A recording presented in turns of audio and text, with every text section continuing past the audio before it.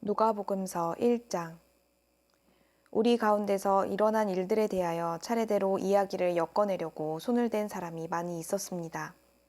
그들은 이것을 처음부터 말씀의 목격자요 전파자가 된 이들이 우리에게 전하여 준 대로 엮어냈습니다. 그런데 존귀하신 데오빌로님, 나도 모든 것을 시초부터 정확하게 조사하여 보았으므로 각하께 그것을 순서대로 써드리는 것이 좋겠다고 생각하였습니다. 이리하여 각하께서 이미 배우신 일들이 확실한 사실임을 아시게 되기를 바라는 바입니다. 유대왕 헤롯 때에 아비야 조에 배속된 제사장으로서 사가랴라고 하는 사람이 있었다. 그의 아내는 아론의 자손인데 그 이름은 엘리사벳이다. 그 두 사람은 다 하나님 앞에서 의로운 사람이어서 주님의 모든 계명과 규율을 흠잡을 데 없이 잘 지켰다. 그런데 그들에게는 자녀가 없었다. 엘리사벳이 임신을 하지 못하는 여자이고 두 사람은 다 나이가 많았기 때문이다. 사가랴가 자기 조의 차례가 되어서 하나님 앞에서 제사장의 직분을 담당하게 되었다. 어느 날 제사직의 관례를 따라 제비를 뽑았는데 그가 주님의 성소에 들어가 분향하는 일을 맡게 되었다. 그가 분향하는 동안에 온 백성은 다 밖에서 기도하고 있었다. 그때 주님의 천사가 사가랴에게 나타나서 분향하는 제단 오른쪽에 섰다. 그는 천사를 보고 놀라서 두려움에 사로잡혔다. 천사가 그에게 말하였다. 사가랴야, 두려워하지 말아라. 내 간구를 주님께서 들어주셨다. 내 아내 엘리사벳이 너에게 아들을 낳아줄 것이니 그 이름을 요한이라고 하여라. 그 아들은 내게 기쁨과 즐거움이 되고 많은 사람이 그의 출생을 기뻐할 것이다. 그는 주님께서 보시기에 큰 인물이 될 것이다. 그는 포도주와 독한 술을 입에 대지 않을 것이요 어머니 뱃속에 있을 때부터 성령을 충만하게 받을 것이며 이스라엘 자손 가운데서 많은 사람을 그들의 주 하나님께로 돌아오게 할 것이다. 그는 또한 엘리야의 심령과 능력을 가지고 주님보다 앞서 와서 부모의 마음을 자녀에게로 돌아오게 하고 거역하는 자들을 의인의 지혜의 길로 돌아서게 해서 주님을 맞이할 준비가 된 백성을 마련할 것이다. 사가랴가 천사에게 말하였다. 어떻게 그것을 알겠습니까? 나는 늙은 사람이요 내 아내도 나이가 많으니 말입니다. 천사가 그에게 말하였다. 나는 하나님 앞에 서 있는 가브리엘인데 나는 내게 이 기쁜 소식을 전해주려고 보내심을 받았다. 보아라, 그 때가 되면 다 이루어질 내 말을 내가 믿지 않았으므로 이 일이 이루어지는 날까지 너는 벙어리가 되어서 말을 못하게 될 것이다. 백성이 사가랴를 기다리는데 그가 성소 안에서 너무도 오래 지체하므로 이상하게 여기고 있었다. 그런데 그가 나와서도 말을 못하니까 사람들은 그가 성소 안에서 환상을 본 줄로 알았다. 사가랴는 그들에게 손짓만 할 뿐이요 그냥 말을 못하는 채로 있었다. 사가랴는 제사 당번 기간이 끝난 뒤에 집으로 돌아갔다. 그 뒤에 얼마 지나서 그의 아내 엘리사벳이 임신하고 5달 동안 숨어 살면서 이렇게 말하였다. 주님께서 나를 돌아보셔서 사람들에게 당하는 내 부끄러움을 없이 해 주시던 날에 나에게 이런 일을 베풀어 주셨다. 그 뒤로 6달이 되었을 때에 하나님께서 천사 가브리엘을 갈릴리 지방의 나사렛 동네로 보내시어 다윗의 가문에 속한 요셉이라는 남자와 약혼한 처녀에게 가게 하셨다. 그 처녀의 이름은 마리아였다.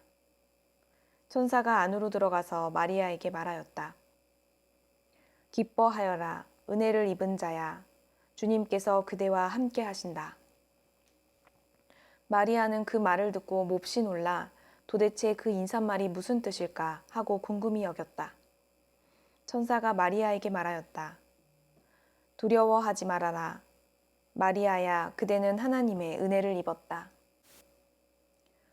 보아라, 그대가 잉태하여 아들을 낳을 터이니 그의 이름을 예수라고 하여라. 그는 위대하게 되고 더없이 높으신 분의 아들이라고 불릴 것이다. 주 하나님께서 그에게 그의 조상 다윗의 왕위를 주실 것이다. 그는 영원히 야곱의 집을 다스리고 그의 나라는 무궁할 것이다. 마리아가 천사에게 말하였다. 나는 남자를 알지 못하는데 어떻게 이런 일이 있겠습니까? 천사가 마리아에게 대답하였다. 성령이 그대에게 임하시고 더없이 높으신 분의 능력이 그대를 감싸줄 것이다. 그러므로 태어날 아기는 거룩한 분이요 하나님의 아들이라고 불릴 것이다. 보아라, 그대의 친척 엘리사벳도 늙어서 임신하였다. 임신하지 못하는 여자라 불리던 그가 임신한 지 벌써 6달이 되었다. 하나님께는 불가능한 일이 없다. 마리아가 말하였다. 보십시오, 나는 주님의 여종입니다. 당신의 말씀대로 나에게 이루어지기를 바랍니다. 천사는 마리아에게서 떠나갔다. 그 무렵에 마리아가 일어나 서둘러 유대 산골에 있는 한 동네로 가서 사가랴의 집에 들어가 엘리사벳에게 문안하였다. 엘리사벳이 마리아의 인사말을 들었을 때에 아이가 그의 뱃속에서 뛰놀았다. 엘리사벳이 성령으로 충만해서 큰 소리로 외쳐 말하였다. 그대는 여자들 가운데서 복을 받았고 그대의 태중의 아이도 복을 받았습니다. 내 주님의 어머니께서 내게 오시다니 이것이 어찌된 일입니까? 보십시오, 그대의 인사말이 내 귀에 들어왔을 때에 내 태중의 아이가 기뻐서 뛰놀았습니다. 주님께서 하신 말씀이 이루어질 줄 믿은 여자는 행복합니다. 그리하여 마리아가 말하였다.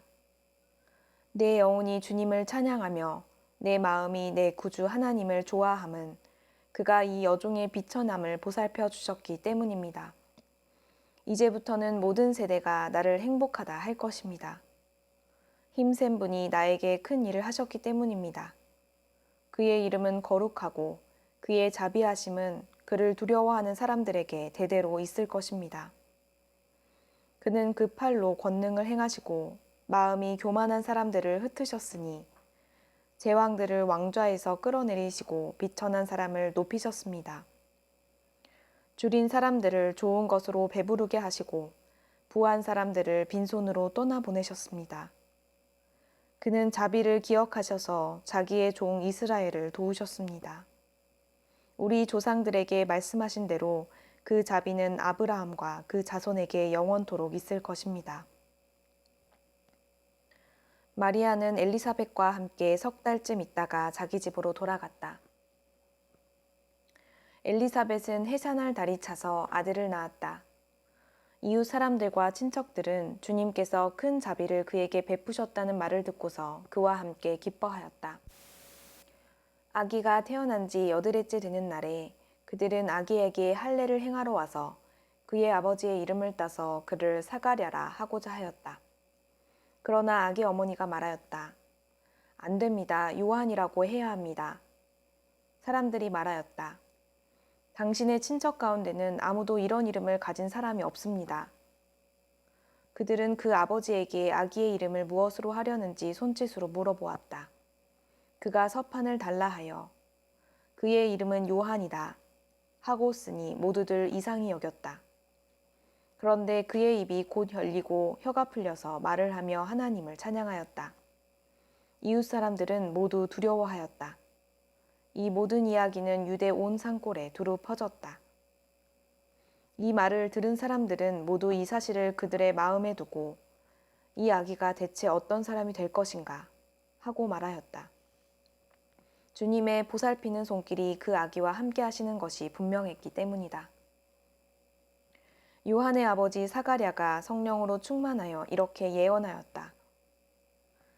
주 이스라엘의 하나님은 찬양받으실 분이시다. 그는 자기 백성을 돌보아 속량하시고 우리를 위하여 능력 있는 구원자를 자기의 종 다윗의 집에 일으키셨다.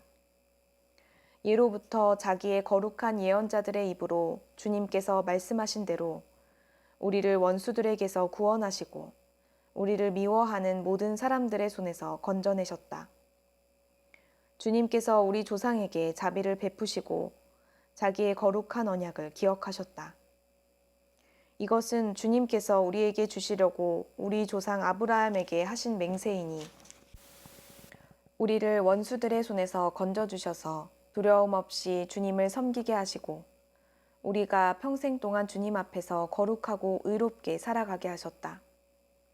아가야, 너는 더없이 높으신 분의 예언자라 불릴 것이니 주님보다 앞서가서 그의 길을 예비하고 죄사함을 받아서 구원을 얻는 지식을 그의 백성에게 가르쳐 줄 것이다. 이것은 우리 하나님의 자비로운 심정에서 오는 것이다.